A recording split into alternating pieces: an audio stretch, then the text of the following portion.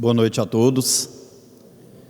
Que Jesus possa nos abençoar, nos iluminar e que possamos sair dessa casa que nos acolhe com tanto carinho, mais fortalecidos na fé, com mais esperança em nossos corações e levando para nossos lares muita paz, muita harmonia e muita vibração de amor, da qual recebemos ao adentrarmos a uma casa como esta.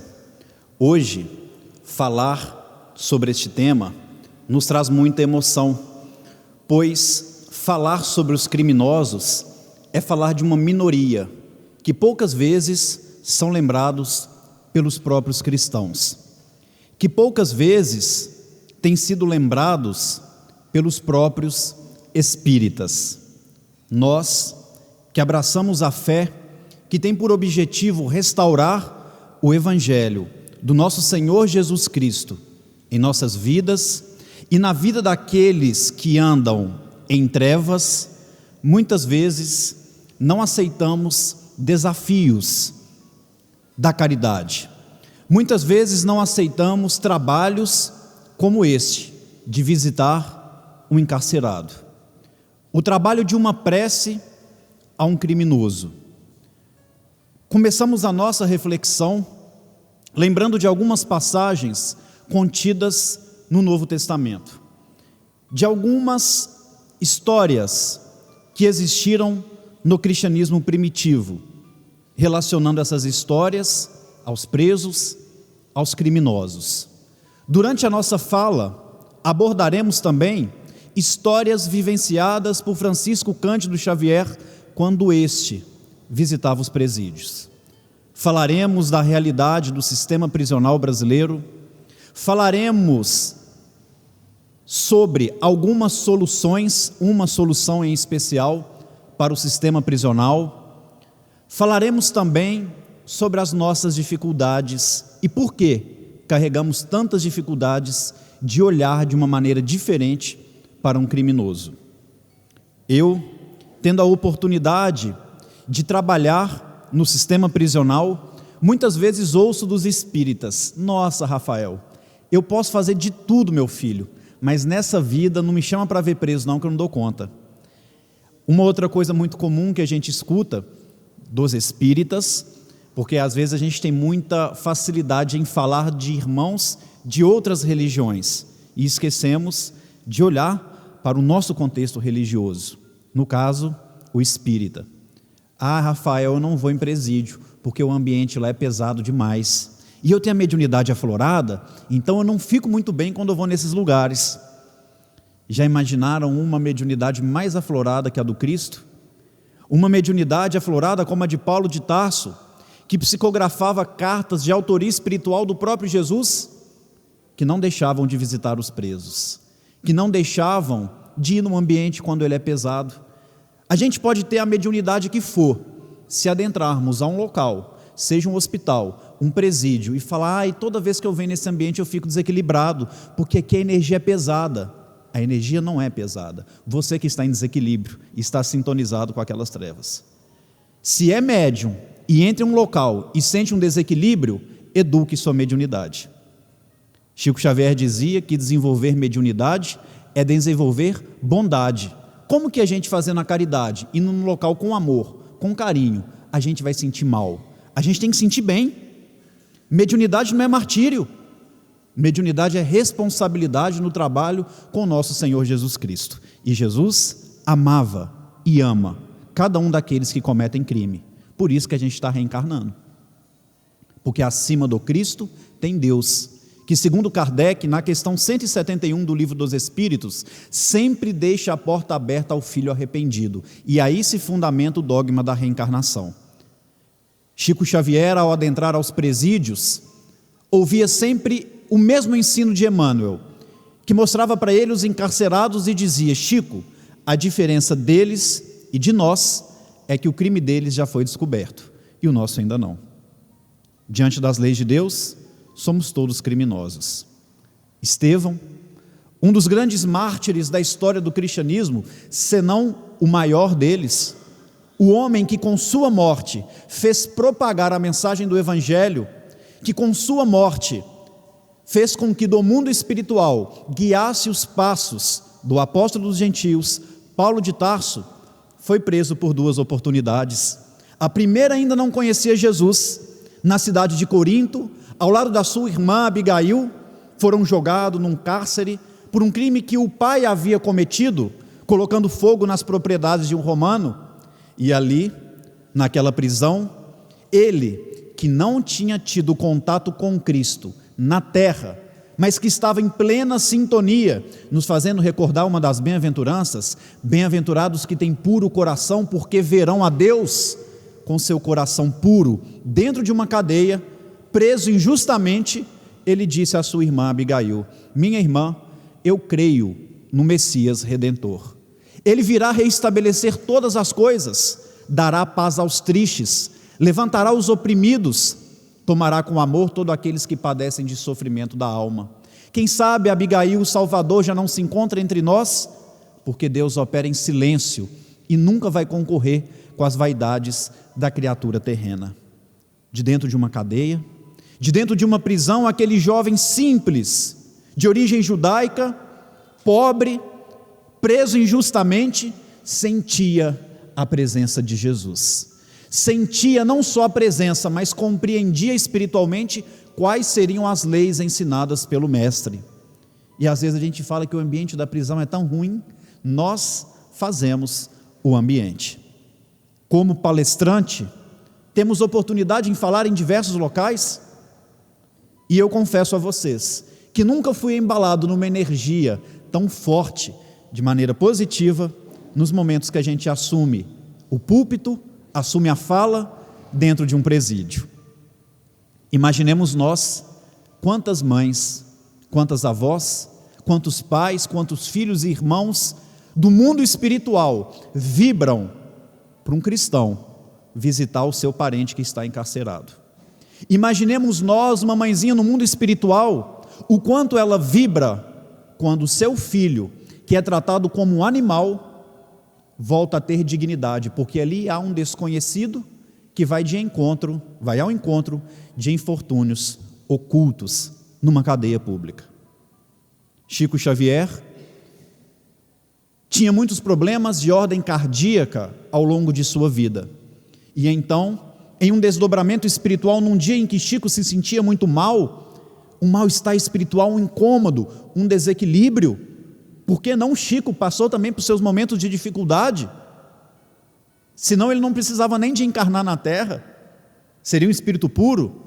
E ali naquele desdobramento, num dia que não estava bem, ele viu algumas dezenas de espíritos ignorantes no mundo espiritual com armas, como a gente conhece hoje na terra. E aqueles espíritos correram atrás de Chico. E ele correu também, que ele não é bobo. Império espírito, ele corria daqueles espíritos que queriam pegar ele. E um daqueles espíritos com uma arma de fogo do mundo. Ah, Rafael, mas tem arma de fogo no mundo espiritual? Assim na terra como no céu. Nós somos uma cópia imperfeita de lá. E tudo que se cria que seja positivo ou negativo, emana da vida maior. E ali eles tinham uma arma de fogo e atiraram em Chico Xavier. A bala pegou no seu ombro, no seu perispírito, na região do ombro. Chico Xavier ficou muito tempo sem conseguir mexer o braço, sem conseguir levantar o braço. E um dia, conversando com Emmanuel, ele foi tirar satisfação com Emmanuel. Emmanuel, eu orei tanto por você, por Bezerra, por André Luiz, ninguém apareceu, eles podiam ter me matado. E se o tiro fosse no coração? E aí Emmanuel vai falar assim: Chico, nós não tínhamos permissão de intervir em seu favor naquele momento. Mas, de fato, aqueles criminosos queriam acertar o seu coração, porque sabe dos seus problemas cardíacos, da angina, dos infartos que já teve. Mas a oração das mães dos presos que você visita constantemente desviou a bala e acertou seu ombro, saiu no lucro. E o próprio Emmanuel diz: o bem que você pratica em qualquer lugar vai ser o seu advogado em toda a vida. Chico Xavier acrescenta dizendo que quando a providência divina vem para o acerto de contas conosco e nos encontra no trabalho do bem, manda a providência divina que esse acerto de contas retorne por tempo indeterminado. Vale a pena ser cristão, Vale a pena ser caridoso, vale a pena enxergar esses irmãos que ninguém enxergam. A vida de Barrabás mudou com aqueles segundos que ele esteve ao lado do Cristo.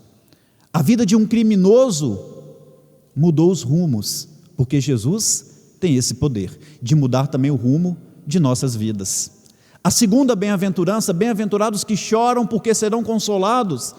Quando ouvimos essa bem-aventurança, a gente logo dá um suspiro e fala: graças a Deus, porque eu tenho sofrido tanto, que bom que eu vou ser confortado. Mas muitas vezes nós não olhamos por outro lado. É um convite para aquele que tem acesso a esses escritos sagrados: vá consolar corações, vá amenizar dores e não ficar só esperando ser confortado. E imagina quantas lágrimas existem dentro de um sistema prisional. Ah, Rafael, mas tem bandido que não dá não, os caras não vão consertar mesmo.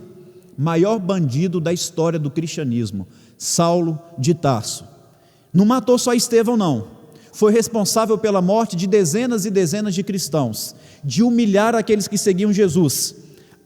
Segundo as suas ordens, os soldados de César entravam nas casas daqueles que seguiam Jesus e abusavam sexualmente das mulheres, batiam em crianças de forma covarde, aprisionavam os esposos, que era ali o arrimo de família, passavam fome a partir disso, a mãe com os filhos, porque o pai era preso, tudo a mano de Paulo, que não mandou matar só Estevão.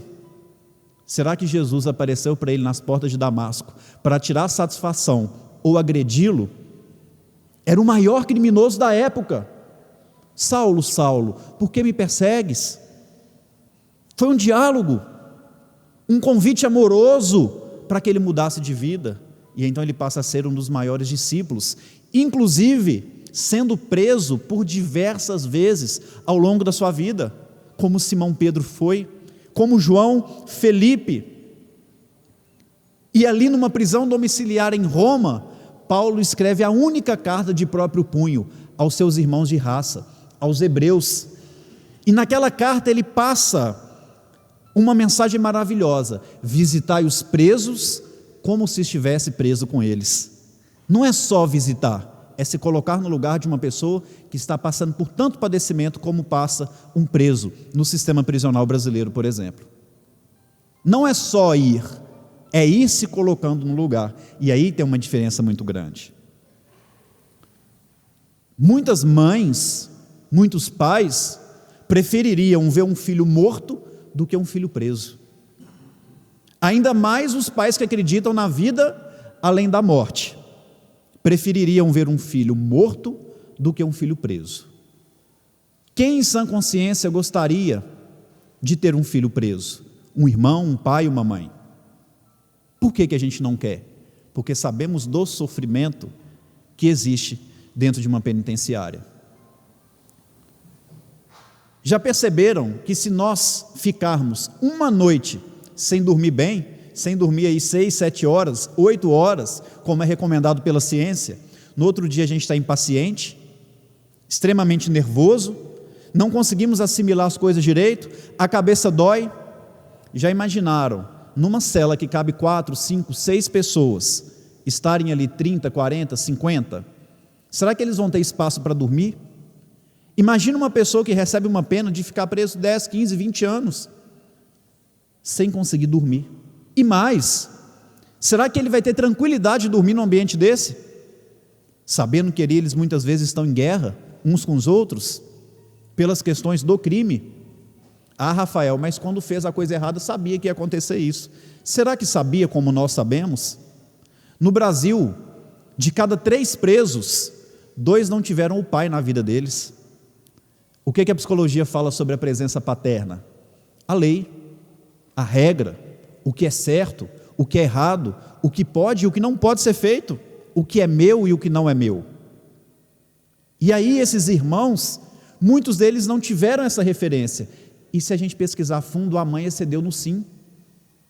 A mãe excede no sim, não tem a presença paterna, tem uma chance muito grande de cometer um crime. Sem um auxílio religioso, sem conhecer o Cristo. E aí eles caem num local que não tem só dificuldade em dormir porque está superlotado, mas fazer a necessidade fisiológica na frente de 50, 60, 70 pessoas, todos os dias, grande humilhação. Ficar na expectativa do dia de receber uma comida, e quando essa comida chega, é uma comida azeda, uma comida que está podre, mas não tem outra coisa para comer, precisa comer. E às vezes quando a comida vem boa, eu tenho que passar para o chefe da cela, senão eu vou sofrer represária. É sofrer violência, ou ter um medo, um receio de sofrer violência todos os dias, física e sexual, dependendo do artigo que você é preso, dependendo do crime que você cometeu. Que pai e que mãe gostaria de ter um filho preso? Por que nós não vamos visitar esses irmãos? E uma pergunta que a gente precisa ainda refletir mais: por que nós muitas vezes estamos aprisionando os nossos filhos? Se precisamos ter caridade com um criminoso, por que a gente não tem tido caridade com os nossos jovens? A gente acha um absurdo no sistema penitenciário não dormir, mas muitas vezes nossos filhos não têm hora para deitar, tampouco hora para acordar. E não é culpa dos eletrônicos, é culpa do pai e da mãe. A gente acha um absurdo comer comida podre, azeda, fria dentro de um presídio, mas a gente acha normal tomar refrigerante. E eu não estou sendo um falso moralista, são várias e várias pesquisas que mostram, é o que mais tem matado, é o que mais tem trazido câncer, é o refrigerante. É muito mais fácil uma comida pré-preparada, que não vai me dar trabalho, do que uma comida saudável. É muito mais fácil comprar o refrigerante do que fazer um suco natural. O que é pior? Comer uma comida azeda ou comer uma comida que traz câncer, que traz doença cardiovascular? O que é pior? Deixar de dormir num presídio porque não tem espaço, porque vai apanhar, ou porque o meu pai e minha mãe não colocam hora para mim deitar e hora para mim acordar? Porque a maioria de nós tivemos isso. A maioria de nós fomos educados dessa forma. Hora para dormir, hora para acordar, comida saudável. Às vezes, quando tinha refrigerante, era uma vez por semana, um copo. Ah, Rafael, tudo bem, mas lá em casa não tem agressão igual tem dentro de um presídio. Mas a gente deixa as crianças jogar o Free Fire, o GTA, que são os jogos mais baixados entre os jovens. E quanto mais você mata, quanto mais você atira, mais ponto você ganha e vai passando de fase. E aí a gente não entende por que o feminicídio aumentou tanto. Por que a agressão do homem contra a mulher tem aumentado cada vez mais? Estamos criando jovens violentos, e a responsabilidade é nossa. Ah, Rafael, mas na cadeia tem abuso sexual, aí já é demais. Lá em casa não tem. Com todo respeito, e não estou aqui também sendo nenhum falso moralista, mas são fatos. Não tem abuso sexual, mas a gente deixa ouvir funk. A gente deixa uma criança com 5, 6 anos ouvir funk. O sertanejo de hoje em dia a gente não filtra. Até o final da década de 90, o funk, lá o Claudinho Bochecha, era para falar de uma injustiça social que acontecia nas comunidades. O sertanejo era uma declaração de amor respeitosa do homem com a mulher. Hoje é incentivo a beber, a traição, a estar cada dia com um, com o outro. Eu só vou ser feliz se eu tiver seu amor. Olha a falta de valorização humana. Crianças com 5, 6 anos rebolando até o chão, com uma música que tem no máximo 2 frases e que eu tenho vergonha de pronunciar qualquer palavra que tenha nelas. Estamos aprisionando os nossos filhos dentro dos lares. Ah, mas é tão difícil ter caridade com os criminosos. Que tenhamos com os nossos filhos então, que possamos mudar a nossa postura, porque dá tempo, ainda está em tempo, porque a gente sabe a receita, porque a maioria de nós tivemos isso dos nossos pais. 89% dos presos que chegam ao sistema prisional brasileiro vão reincidir no crime. Todos eles, quando cometem um novo crime, cometem um crime ainda mais violento. Porque dentro da cadeia, dentro da prisão, de fato é uma fábrica do crime. É o pedaço do inferno na terra, como muitos presos me falam.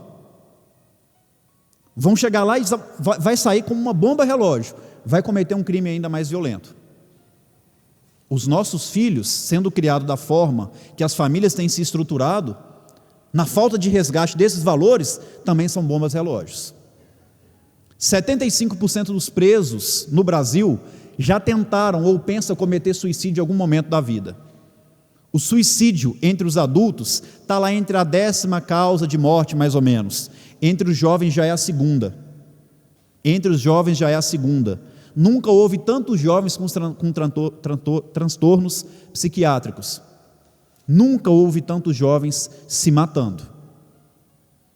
As estatísticas são semelhantes ao que acontece com os presos. Então a gente está aprisionando eles dentro dos lares. A gente está faltando com a caridade com os nossos filhos, com os nossos jovens.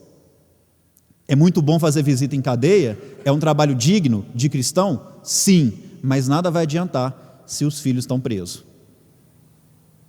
99% dos presos não têm expectativa de futuro. Muitos jovens hoje também não têm. Quer fazer o que os pais mandam. Quer ir com fluxo, né? Onde eles estão indo, não sabe o que é da vida, não sabe o que espera do futuro. As estatísticas são semelhantes e isso assusta, mas para tudo tem jeito. Ninguém é irrecuperável. Na década de 70, final da década de 70 em São Paulo, um senhor chamado Mário Ottoboni despertou-se nele, aos 38 anos de idade, a vontade de servir Jesus. Mas ele não queria servir o Cristo naqueles locais convencionais. Ele sabia que tinha abrigos para criança, ele sabia que tinha abrigos para morador de rua, asilo para os idosos, mas o que fazia com os presos, a não ser trancar numa fábrica do crime, num pedaço do inferno na terra. Então, por curiosidade, Mário Ottoboni foi visitar um presídio. Conversou com o responsável daquele presídio, que disse a ele: olha, se eu fosse você não ia não, tem tanta coisa para você fazer, você vai mexer, não tem jeito para esses caras. E ele então vai visitar o presídio, adentra aquele presídio, e ali ele toma um impacto, como todo ser humano que visita um presídio toma um impacto. Só por curiosidade, dos que estão presentes, quem já fez uma visita num presídio? Não vale para ter sido visitar parente. Sem ser parente? Ótimo. 7 pessoas. 7, 8 pessoas. Estatística está boa, normalmente é 1 ou 2 quando a gente pergunta. 7 pessoas. E aí, entrar num presídio é um impacto muito grande. E ele teve esse impacto, vendo a superlotação, vendo o rato passar no meio dos presos, sentindo aquele cheiro de fedor, um odor muito forte, vendo a forma que um ser humano era tratado como um animal. E ali ele fez uma oração, saiu da primeira visita, e o diretor do presídio, dando um sorriso irônico, disse: então, senhor Mário, tem certeza que nunca mais o senhor vai voltar aqui? E ele então deu um sorriso também ao diretor daquele presídio e falou: olha, eu vim por curiosidade, agora eu vou permanecer por convicção, porque é aqui que eles estão precisando de mim. Olha a mentalidade de um cristão: agora estarei aqui por convicção, porque eles precisam de mim. Início da década de 70, em São José dos Campos, o senhor Mário Ottoboni, ao lado de Franz de Castro, fundaram a primeira APAC, Amando o Próximo, Amarás o Cristo. A primeira sigla de APAC significava isso. E então eles montaram um presídio, do qual eles olhavam para o preso de uma maneira diferente. Eles não desconsideravam o caráter punitivo da pena.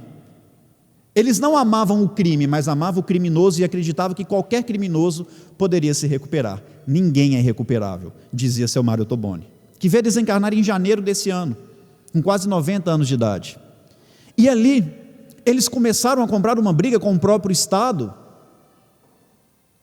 porque eles não acreditavam que um presídio que, por exemplo, não tinha armas, não tinha carcereiro, não tinha policial, pudesse dar certo. Os próprios presos com a chave da cela, é um negócio de louco. Eles começaram a ganhar um respeito tão grande com os presos, que quando havia rebeliões, eles eram chamados para intermediar. E houve, no início da década de 80, uma grande rebelião em Jacareí, no interior de São Paulo, muito próximo a São José dos Campos. Mário Ottoboni e Franz de Castro foram intermediar aquela rebelião. E ali acontece um fato interessante, em que eles conseguem neutralizar a revolta, libertar os reféns, ficando apenas Franz de Castro, até que chegasse o último carro que os criminosos exigiam para uma fuga. E então, chegando aquele carro, chegando aquele veículo, um policial atirou contra os bandidos, contra os presos, e ali começou uma intensa troca de tiros, e então Franz de Castro, um dos fundadores da APAC, estava como um escudo humano. Foi morto por 33 perfurações. 33 perfurações. E muitos diziam: agora essa ideia de APAC vai acabar. Mas é aí que ela ganhou força. Eu fiz uma palestra há um tempo atrás, e foi um momento muito emocionante, na cidade de Caraguatatuba, também interior de São Paulo, próximo a São José dos Campos. E quando eu contei essa história de Franz de Castro, da morte dele, uma senhora começou a chorar muito na plateia, e ali aquela senhora me chamou ao final, dizendo ser concunhada de Franz de Castro. E ela me relatou algo que eu não conhecia na biografia dele, nos livros que contam a história de Franz de Castro, dizendo que ele, quando fizeram a autópsia em Franz de Castro, perceberam que ele estava totalmente tomado pelo câncer, por tumores. Ele não viveria mais do que poucas semanas, segundo o próprio médico que fez a autópsia nele. E aí, além de ter morrido pela causa da APAC, Franz de Castro evitou as próprias dores, porque já estava programado, inclusive ele relatava à sua mãe, aos seus amigos mais próximos, que o seu desencarne estaria próximo. Escolheu até a roupa que queria ser velado. Então, intimamente, aquele homem tão espiritualizado sabia, guardando a proporção da comparação, o mesmo que Estevão fez por Paulo, Franz de Castro, no mundo espiritual, fez por senhor Mário Ottoboni. E ali a ideia da APAC floresceu. Franz de Castro, inclusive, é um dos poucos brasileiros, ao lado da irmã Dulce, que recentemente foi considerada santa. Ele, Franz de Castro, é um dos poucos brasileiros, salvo engano 3 ou 4, que está no processo de virar santo. Já é considerado pelo Vaticano um servo de Deus, e o dele é santo por martírio, porque a partir do seu martírio, a ideia da APAC se alastrou. O que é a APAC? Passou a ter uma conotação também, respeitando as questões jurídicas, não só amando ao próximo amarás Cristo, mas também com um outro significado, associação de proteção e amparo ao condenado. Hoje, são mais de 70 APACs espalhadas pelo Brasil. Minas Gerais tem um pouco mais, tem mais de 50, é o estado que mais floresceu a ideia da APAC. Nordeste, nós temos uma no Rio Grande do Norte, 6 no Maranhão, e agora teremos uma em Pernambuco. A gente está no processo de trazer uma para Pernambuco. E a APAC trata o preso de uma maneira diferente. E o que a APAC faz nos lembra o que muitos de nós tivemos em nossa infância e o que a gente está deixando de oferecer para os nossos filhos. Em Minas Gerais, para ter uma ideia, um preso custa mais ou menos R$4.000 para o governo. Na APAC custa 5, 6 vezes menos que isso. Uma APAC tem em média de 10% a 15% de reincidência. Já houve APACs que chegou a 3%, 6% de reincidência. Ah, Rafael, mas ali é só os presos bonzinhos que vai para lá, porque não tem policial, não tem arma, não gasta o dinheiro que gasta no presídio e recupera muito mais. Eu sempre fui muito desorganizado. Então, quando eu fui fazer o curso de psicologia, às vezes eu chegava na sala de aula e estava aquele silêncio. Eu falei, gente, por que o povo está calado? Aí alguém comentava assim, porque tem prova agora. E eu não estava nem lembrando da prova. Então, era um pouco desorganizado com essas questões de data, de que dia que tinha prova, que não tinha. E aí, aconteceu um fato interessante, que um dia eu cheguei lá, alguém me perguntou, Rafael, onde você vai fazer estágio? Eu falei, estágio? Estava no começo do curso, acho que 3º ou 4º período, estágio. Eu falei, não sabia disso não. Fui lá no centro do estágio. Como já tinha passado a época de fazer a inscrição do estágio, só sobrou o lugar que ninguém queria fazer a inscrição, que era a APAC de Sete Lagoas, era o presídio. A maior parte das pessoas que cursam psicologia são mulheres, e principalmente a mulher não quer ir num presídio fazer estágio lá. E eu falei assim, rapaz, agora vou ter que ir para o presídio, não vai ter jeito, né? Eu preciso do estágio. E eu fui para a aula teórica dentro da faculdade com medo, para vocês terem ideia. Tem mais ou menos 7, 8 anos isso. E aí, eu sempre ouvia, na APAC, os presos são tranquilos, são todos bonzinhos, cometeram crimes e delitos leves, e ali confortava meu coração e trazia esperança para aquele estágio que eu tinha que encarar. E aí, a primeira coisa que eu perguntei para minha professora foi isso, lá são aqueles que cometeram um crime mais leve, não é? E ela falou, isso, pode ir tranquilo, meu filho, não tem problema nenhum. E aí foi me orientando, passou o nome da pessoa que eu ia atender, como que seria minha postura lá dentro, porque afinal de contas, eles haviam cometido crime, não era uma colônia de férias. E aí passou todo aquele procedimento e tal, e eu fui. Antes de eu sair da sala, a professora me chamou e falou, olha, só tem uma regra lá na APAC, quando for fazer o atendimento psicológico com eles, não deixa a porta fechada não, deixa sempre a porta aberta. Aí eu saí cismado com aquilo ali. Eu falei, tá, sai, mas são tranquilos, deve ser algum ventilar, alguma coisa assim. Fui. E então, cheguei na PAC. A sensação de entrar num presídio a primeira vez, ainda que seja a PAC, dá um frio na espinha. E eles vão abrindo a cela, você vai entrando e você vai pensando, uai gente, mas não tem aqui policial, não tem carcereiro, não tem ninguém para me fazer a segurança, é todo mundo preso. E se eles não quiserem deixar eu sair daqui? E começa a pensar, não, mas aqui são pessoas que cometeram crimes leves. Então tudo isso passa na minha cabeça em 30 segundos. E aí eu cheguei no regime fechado. Tinha mais ou menos uns 80, a gente não chama de preso, recuperando, andando para um lado, para o outro, para um lado, para o outro. E aí eu adentrei aquele pavilhão, perguntei o nome da pessoa que eu ia atender, e a pessoa que abriu a última porta falou, aquele ali que está arrumando a lâmpada. E ele estava com uma chave de fenda desse tamanho na mão, né? Muito alto, 1,90 m, forte. Eu respirei e falei, vamos lá. Me apresentei, ele muito solícito, entramos para a sala de atendimento. A primeira coisa que ele perguntou para mim, pode fechar a porta? Eu lembrei a recomendação da professora, mas não queria mostrar que eu estava com medo. Feche logo a porta, vamos fechar. Fechou a porta e a gente começou a conversar. Ele estava ali por haver cometido alguns crimes contra a vida de outras pessoas. E à medida que ele ia contando, inclusive contra uma pessoa da própria família dele, eu ia ficando apavorado.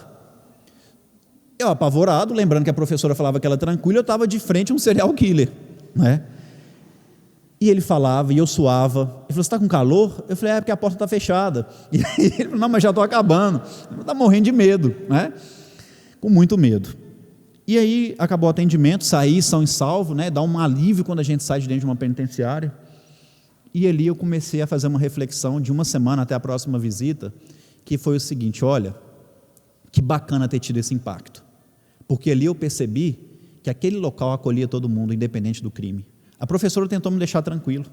Lá não seleciona quem cometeu mais crime ou menos crime. E aí eu comecei a perceber que para todo mundo tem jeito, inclusive para quem cometeu um crime bárbaro, porque a pessoa pode recuperar. Ninguém é recuperável. Jesus acreditava em todo mundo. Os grandes cristãos acreditavam em todo mundo. A gente precisa acreditar e começar a acreditar dentro do próprio lar, mesmo que os jovens estão dando trabalho. Tem como resgatar, tem como restaurar. E aí você começa a ver os trabalhos, os mínimos gestos que se faz com um ser humano na APAC. Comove. Normalmente, quando vem do presídio, e um dos requisitos para estar na APAC é já ter sido condenado. Todos eles estavam presos no sistema convencional, sabe o que é esse sofrimento? E ali, depois de ter sido condenado, eles escrevem uma carta do próprio punho, mostrando interesse, respeito uma fila de pedidos, e aí quando é concedido a eles, eles vêm para a PAC. E normalmente um preso chega com as mãos para trás, algemado, com a cabeça baixa. Eles não podem olhar nos olhos de ninguém. O preso não pode olhar para frente. Coisas que a gente não valoriza em nossas vidas. Olhar para frente, olhar para o alto. Quando a gente está passando por uma dificuldade, um problema, a primeira coisa que a gente faz de forma inconsciente, a gente levanta o rosto, como se a gente pedisse uma ajuda ao invisível, à espiritualidade maior, ao nosso Criador. E ali eles estão habituados há muitos anos a serem tratados como animal e andar olhando para baixo. Parece simples, mas ao receber um recuperando numa PAC, normalmente um dos primeiros gestos é tirar as algemas. Tira a algema, encostar de leve no rosto de um recuperando, levantar o seu rosto, fazer ele olhar para frente, olhar nos nossos olhos e falar: a partir de hoje, o criminoso vai ficar lá fora, aqui dentro vai entrar o homem, e eu acredito em você. Olhe para frente, olhe para o alto, a sua vida vai mudar. Algo simples, mas que mostra o amor, que mostra um ser humano normal, cheio de dificuldade, que também comete os seus crimes contra a lei de Deus, podendo enxugar lágrimas, podendo trazer de volta a esperança. E aquele ali que adentra, achando que é um animal, e que vai ser um animal para o resto da vida, que não tem saída, passa a respirar diferente, muda a postura, lê normalmente uma frase que está em quase todas as APACs: lá fora fica o criminoso, aqui dentro vai entrar o homem. Uma frase do senhor Mário Ottoboni. Naquele momento eles não são mais chamados pelo apelido que foram conhecidos por muitos anos no mundo do crime, são chamados pelo nome. Lembram na nossa infância quando os nossos pais nos chamavam pelo nome? Doía até a espinha, porque trazia para a gente a nossa identidade. Rafael, vem aqui. Eu sabia que ia ter uma conversa séria. Eu sabia que tem algo proveitoso ali, por mais que doía muitas vezes, mas o pai e a mãe iam orientar. Hoje, os nossos jovens não estão olhando para frente, porque o eletrônico não deixa. A gente está perdendo esse contato do olho no olho, de observar as coisas simples da vida e valorizar. Na APAC, eles acordam às 6 da manhã, tem hora para acordar, os jovens hoje em dia não têm, nós tivemos. Às 6h15, o responsável, por exemplo, por um corredor, passa analisando todas as celas. Se você deixa a sua cama sem arrumar, ou arruma a cama mal arrumada, você toma uma punição leve. Nós temos um quadro disciplinar. Não arrumar a cama é uma punição leve. 3 punições leves, ou arrumar mal feita. É uma média. Na punição média, reúne a diretoria, e ali a gente decide se ele pode continuar na PAC ou se vai voltar para o presídio sem nunca poder pisar dentro de uma PAC. Disciplina, respeito ao local que estão. E hoje os pais querem que os filhos amem eles sem exigir a disciplina e o respeito. Não tem como pular. A própria Bíblia, o livro sagrado da vida, nos fala isso. Primeiro veio a lei, Moisés, depois veio o amor. Primeiro a lei, depois as virtudes. E ali eles precisam estar de pé às 6 da manhã, arrumar a própria cama, ir para o refeitório, e antes de tomar o café da manhã em conjunto, eles fazem uma oração agradecendo a Deus pelo alimento e pelo dia que está começando. Nossos pais nos obrigavam a fazer isso, arrumar a própria cama, fazer as nossas necessidades fisiológicas, e assim depois irmos para a mesa de um café, onde estava a família toda reunida, mas só era permitido começar a refeição se a gente orasse em família, e agradecesse a Deus por aquilo ali. E a gente está perdendo esses valores. Muitos dos recuperandos falam assim: a APAC é uma mãe na minha vida, é uma mãe na minha vida. E eu costumo brincar e falar que a APAC é um pai na vida deles, porque a APAC está ali fazendo o papel do pai, que eles não tiveram muitas vezes. A mãe são os familiares que na APAC são tratados de forma digna, os voluntários que amam, que levam afeto, que levam carinho. E nessa conjunção, valorizando questões que às vezes a gente não tem valorizado em nossos filhos, acordar cedo, arrumar a própria cama, fazer uma oração de tomar café, aprender uma profissão. Ah, Rafael, mas hoje em dia não pode, porque se eu colocar meu filho para trabalhar, ele é preso. Eu comecei a trabalhar com 12 anos, com 10, com 7, com 14, mas é preso. Mas dá para fazer pequenas tarefas dentro de casa. O filho, a filha, pode ajudar a mãe a lavar uma louça, varrer a casa, passar pano, lavar uma privada, lavar um vaso sanitário. Por que não? Por que tem que ser só a menina? Por que tem que ser só a mãe? Isso é uma forma de trabalhar, de colaborar. Ninguém vai lá dentro da sua casa e vai te prender por isso. Ensina a cultivar uma horta, pega uma criança e leva ela lá. Olha, filho, nós temos que preparar a terra. Aí você pode até fazer uma analogia. E na vida a gente tem que preparar a terra do coração, meu filho. Nós vamos jogar semente, porque demora. Para ter a comida dentro da mesa demora, dá trabalho. Vamos jogar semente, vamos regar. Mas o crescimento é de Deus. Você já está falando uma carta aos Coríntios, que é o que Paulo fala na primeira carta aos Coríntios. Eu semeei, Apolo regou, mas o crescimento é de Deus, disse Paulo. Coisas simples, mostra o valor do trabalho. Aí depois de algumas semanas, vai pegar a couve, vai pegar o coentro, vai pegar o alface. Ele vai ver que deu trabalho, que precisou do seu esforço para o alimento estar na mesa. E hoje os jovens não valorizam, é tudo muito fácil. É tudo muito fácil. Eu lembro que eu falava com meu pai assim: pai, quero um tênis. Isso em janeiro, fevereiro. Tudo bem, meu filho, comporta bem um ano inteiro. Se chegar no final do ano e você merecer o tênis, o papai vai te dar. Se eu tiver condição financeira. E ali era o ano inteiro uma seda, porque eu queria o tênis. Aí chegava o final do ano, meu pai chamava para conversa. E essas conversas que os nossos pais tinham com a gente marcavam a nossa vida. O diálogo está faltando. E ali, olho no olho, papai falava: olha, eu estou aqui para te elogiar. Sua mãe falou que esse ano você não brigou com suas irmãs, foi bem na escola, respeitou todo mundo, colaborou dentro de casa, tinha horário para acordar, arrumou a cama. Mas vou te falar uma coisa, meu filho, o coração do pai está doendo, mas papai esse ano não vai ter dinheiro para te dar o tênis, estou apertado. A gente ficava sem graça de reclamar. Hoje os pais têm que ficar se justificando para os filhos, e na nossa época a gente ouvia que não é não. Não é não, pronto, acabou.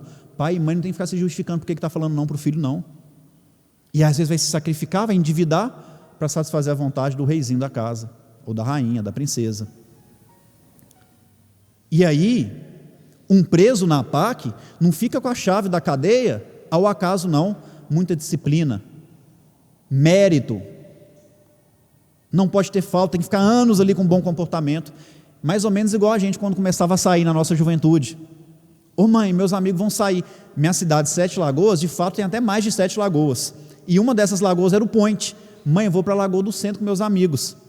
Pode ir, meu filho, eu quero que 8 horas você esteja em casa. 8, mãe, mas 8 o pessoal vai encontrar lá. 8 horas em casa, se quiser sair. Se chegasse 5 para 8, 8 horas, beleza. 8 e 5 na outra semana não podia. Mas se a gente respeitasse, chegava um ponto, a mamãe falava, pode chegar 9, chega 10, meu filho, toma a chave de casa. Nós já confiamos em você e vamos dormir tranquilos. Então é um processo de conquista. Na APAC eles são obrigados a trabalhar, obrigados a ter uma profissão. Em 7 Lagoas, nos últimos 5 anos, foram ensinados mais de 25 cursos profissionalizantes a eles, de psicoterapia, entender os processos da mente, cursos de venda, cursos na área de piscicultura, criação de peixe, hortaliças, fábrica de bloco, construção civil, técnico em manutenção de celular, mecânica automotiva, de motocicleta, de bicicleta. E ali você vai dando oportunidade, dignidade para aquela pessoa que volta a sonhar. Quando eu sair daqui eu quero ter minha própria loja e consertar um telefone. Quando eu sair daqui eu quero trabalhar na fazenda, ser um caseiro, plantar para dar o sustento honesto para minha família. E aí você começa a mudar o quadro. São obrigados a estudar em 7 Lagoas, inclusive ele está nos assistindo ao vivo, falou que ia assistir a palestra pelo tema. Dou um abraço a ele, Josiel. Foi um recuperando, hoje é chefe de segurança da unidade, formado em Direito. Estudou através da APAC, acreditou na própria vida, e assim como ele temos muitos, em torno de 60% a 70% dos funcionários da APAC de 7 Lagoas são ex-recuperandos. Só 6% que rescindiram no crime nos últimos 5 anos na unidade, só 6% que passaram pelo método APAC. É um método que acredita, mas que não só ocupa o tempo com o trabalho, porque muitas pessoas que cometem crime estavam trabalhando, mas que faz mudar a mente e o coração, porque ali também eles são obrigados a ter uma religião, são obrigados a conhecer Jesus. Tem o dia da missa dos católicos, dos evangélicos, do espírita, e olha, parabéns aos evangélicos, que se não é eles, não tinha APAC, pelo menos em 7 Lagoas. 70% dos trabalhadores voluntários lá, e que leva a evangelização para o coração dos presos, são evangélicos, sem pretensão nenhuma de ganhar um centavo de ninguém, vão por amor, vão por amor. No último curso de voluntário, a gente tinha 40 voluntários. Eu fui em todas as casas espíritas, que eram quase 40. Só foi um espírita. Fez o curso, mas mesmo assim não voltou depois para ajudar. E aí, no Nordeste, eu tive uma surpresa positiva. Falei da APAC 5 minutos no CIMESP, um evento em Recife. Ao final veio um senhor, chamado Tadeu, e falou, olha Rafael, nós vamos trazer, mineiramente falando, nós vamos trazer esse trem para cá. Nós vamos trazer a APAC para Pernambuco. E eu falei assim, é fogo de palha. Isso aí não vai para frente não, pensei. E esse cara começou a mandar mensagem, começou a me ligar. Falei, está interessado mesmo, hein? Fui algumas vezes a Recife, conversou. 31 de janeiro, já a audiência pública, para construir a APAC em Recife. Vai ser em Paulista, na Grande Recife. Já ganhamos o terreno. Me mudei para cá por causa disso, não é? Então, pela primeira vez, eu tive uma surpresa positiva com os espíritas, em relação ao cárcere, porque a gente tem essa dificuldade.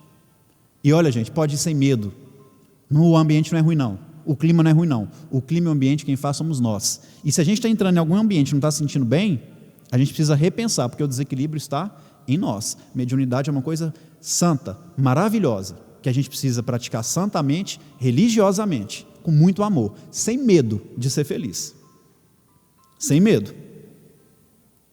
Jesus diz, estive preso, foste me ver. Paulo complementa, visitai os presos como se estivesse preso com eles.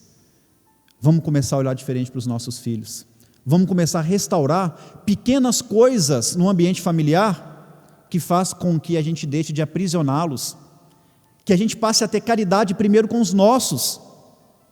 Eu me lembro também que na nossa época, em Minas Gerais era tradição, domingo, no almoço de família, frango com quiabo. É mais ou menos o mesmo de galinha capoeira aqui, só que com quiabo. É tradição em Minas Gerais.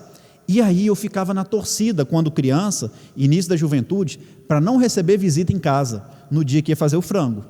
Por quê? Quem servia primeiro a comida? Eram as visitas, depois os pais, depois minhas irmãs, 2 meninas, e por último era eu. E eu sempre gostei muito da coxa do frango. E eu nunca conseguia comer a coxa quando ia visita, porque uma coxa já era de lei. Meu pai comia a coxa, e era o primeiro a servir em casa. Mas quando vinha visita, eu perdia outra coxa. Mas quando não ia visita, eu e minhas irmãs, a gente criava uma expectativa muito grande acerca da escolha que minha mãe ia fazer. Principalmente eu, porque papai pegava a coxa.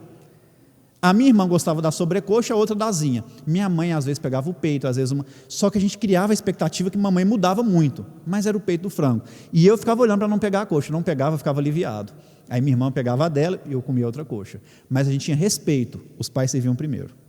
No ano passado, 30 anos depois, meu pai faleceu, minhas irmãs se casaram, pela primeira vez um almoço de domingo, eu e minha mãe. E eu falei assim, hoje eu vou ver que pedaço de frango que ela gosta. Porque tem 30 anos que eu estou desconfiado que ela está me enganando, né? Deixei ela servir primeiro, respeito, e adivinha qual foi o pedaço que minha mãe serviu? A coxa. Eu falei, isso é coincidência.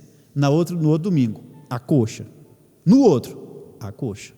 E eu falei com ela, mãe. E ela começou a limpar o frango, e observando, ela tira o peito do frango, corta, ele deixa em bifes, né, para passar depois, que ela detesta peito do frango ensopado. Mas ela comeu por 30 anos, para deixar o melhor pedaço para a gente. É o papel da mãe, né, o amor. Mas antes disso, ela exigiu o respeito, porque quem servia primeiro era ela. O respeito e a disciplina antecedem o amor. E aí esses dias a minha mãe, e quando eu falo em resgatar valores, não é que a gente tem que pegar, lá em Minas também é muito comum a vara de marmelo. A vara de marmelo é pior que uma borracha. Batia com a vara de marmelo e arrancava sangue. Então é para a gente resgatar valores positivos que vão crescer. E aí minha mãe de vez em quando dava uma chinelada na gente. E quando ela errava a chinelada, a gente tinha que pegar o chinelo e entregar na mão dela, o que era pior, não é? A gente sabia que ia apanhar. Mas não foi nada para a gente ficar traumatizado. E eu não estou aqui incentivando também vocês baterem nos filhos. Se a gente conseguir resolver com a conversa, é o ideal. E um dia minha mãe reuniu eu, minhas irmãs, todas já são mães, e ela falou assim, minhas filhas, se eu tivesse a cabeça que eu tenho hoje, olha só, se eu tivesse a cabeça que eu tenho hoje, eu nunca bateria em vocês. Mamãe, mas você não bateu na gente, era uma chinelada ou outra quando a gente merecia. Meus filhos, mas mesmo assim eu me arrependo. Olha como que muda a cabeça, quando vira avó, né? Muda. E aí um desses almoços de domingo, eu e minha mãe, acabou o almoço, mamãe falou assim, olha filho, eu vou lavar a cozinha, que ajuda mãe? Não, eu falei, que bom, mãe, eu vou descansar. O pessoal estava reclamando que Campina está fazendo 33 graus, né? Lá em Sete Lagoas estava fazendo 38, apesar de ser em Minas Gerais muito quente. E esse dia eu fui dar uma cochilada depois do almoço, não consegui porque estava muito calor. E aí eu fui para um outro quarto, que é o quarto de estudo. E minha mãe arrumando a cozinha. Só que a minha mãe achou que eu estava dormindo. Até aí tudo bem. Bate o interfone, minha irmã mais nova, que inclusive está grávida, do 3º filho. E ali, a Isabela chega, pede a bênção à minha mãe, porque nós somos educados assim, de pedir a bênção, de respeitar. Deus te abençoe. Cadê Rafa? Seu irmão está descansando. Eu falei, realmente ela está achando que eu estou dormindo. No entanto, a janela do quarto de estudo dá para um corredor, e esse corredor sai na porta da cozinha. Mamãe lavando a cozinha, teve que pegar uma cadeira, sabem essa cadeira de escritório que tem uma rodinha, que você consegue movimentar? Ela ia lavar a cozinha, então ela pegou a cadeira e pôs no corredor, logo embaixo da janela que eu estava. Aí eu falei assim, elas estão achando que eu estou dormindo. Eu coloquei o braço para fora da janela e empurrei aquela cadeira devagarinho para ela ir andando e chegar até a porta da cozinha. E as duas conversando muito, quando a cadeira chegou lá, deu aquele silêncio. E a minha mãe, com uma boa mineira, falou assim, uai. Aí minha irmã falou assim, mas você não tinha colocado a cadeira lá na frente? Eu coloquei, mas ela veio. Nisso eu já estava espionando a janela o que elas iam fazer. Minha mãe olhou para cima e falou assim, mas não está ventando. E minha irmã falou assim, pois é, e o chão é plano. Ou seja, ela falou científica primeiro, né? Antes de falar que é qualquer alma penada, vamos ver se não aconteceu nada. E aí eles voltam a cadeira para o mesmo lugar. E eu poderia ter falado na hora, gente, eu estou aqui. Mas eu falei, vou ficar calado, vamos ver até onde que isso vai chegar. Colocam a cadeira sem me ver. O que eu fiz? Joguei a cadeira um pouquinho mais rápido. E além da cadeira chegar mais rápida, ela foi rodando, né? Porque essas cadeiras rodam também. E ela chega rodando na porta da cozinha. As duas entram em silêncio, e o silêncio foi rompido rapidamente com a minha mãe doutrinando as entidades, né? A minha irmã conta que ela espalmou as mãos e disse: meu Senhor Jesus, em seu nome santo, em nome da espiritualidade amiga, dos anjos protetores desse lar, acolham esses nossos irmãos zombeteiros que estão aqui. E de fato tinha um irmão ali que era eu, né, zombeteiro, e estavam lá doutrinando. E aí minha mãe dá uma bronca na minha irmã: vamos rezar, Isabela, você não tem fé não? E começam: Pai nosso que estais no céu. As duas, eu ria. Olha a maldade, já poderia falar que era eu. E aí eu falei assim: elas vão colocar a cadeira aqui de novo. Por quê? Elas já viram que não é nada físico, não foi o vento, não foi o chão, não foi o piso que é plano. Elas já doutrinaram, então não tem espírito. Se eu empurrar de novo, elas vão achar que sou eu, e elas vão correr aqui para me pegar no flagrante, né? Então o que eu vou fazer? Eu vou empurrar a cadeira e vou correr para o meu quarto. Olha a mente minha, né? Empurrei a cadeira mais forte das duas primeira vez. Elas nunca pensaram que seria Rafael. Da mesma forma que eu corri, as duas correram. Só que quando nós três corremos, a gente trombou junto no corredor, e eu caí. Quando eu caí, eu olhei para o alto, já estava a Havaiana da minha mãe aproximando de mim, e ela bateu, né? Deu uma chinelada com 32 anos de idade, eu apanhei da minha mãe. E a primeira coisa que eu perguntei para ela: mãe, mas você falou que nunca mais bateria, se tivesse a cabeça que tem hoje. Eu falei: mas para você não tem jeito não, meu filho. Às vezes, o pai e a mãe vai dar uma palmada, vai dar uma chinelada ou outra, quando é merecido, para a gente repensar. E depois eu vi a gravidade, porque na hora da brincadeira, e gente, nós temos costume lá em casa de brincar um com o outro, mesmo assim, eu não poderia ter feito. Minha mãe já está com quase 60, podia ter um problema cardíaco, o susto foi muito grande, minha irmã estava grávida. Então é um tipo de brincadeira que a gente tem que evitar, mas a gente tem que reconhecer o erro, pedir perdão, né? A atitude da minha mãe não foi errada também, de dar uma chinelada, foi no ímpeto, e eu não fiquei revoltado com ela, não fiquei com ódio, não fiquei com raiva. E às vezes, não estou incentivando, repito, a gente tem que educar só na chinela, mas principalmente a gente está precisando de resgatar o respeito, porque senão nós estaremos fazendo, e já estamos fazendo com os filhos, com os netos, com os jovens, pior do que um preso passa numa penitenciária. E o que ainda é mais grave, com o conhecimento e com o esclarecimento que nós temos. Tem uma passagem no Evangelho que Jesus fala o seguinte: conhecereis a verdade, e a verdade vos libertará. E eu acrescentaria: conhecereis a verdade, e a verdade vos incomodará.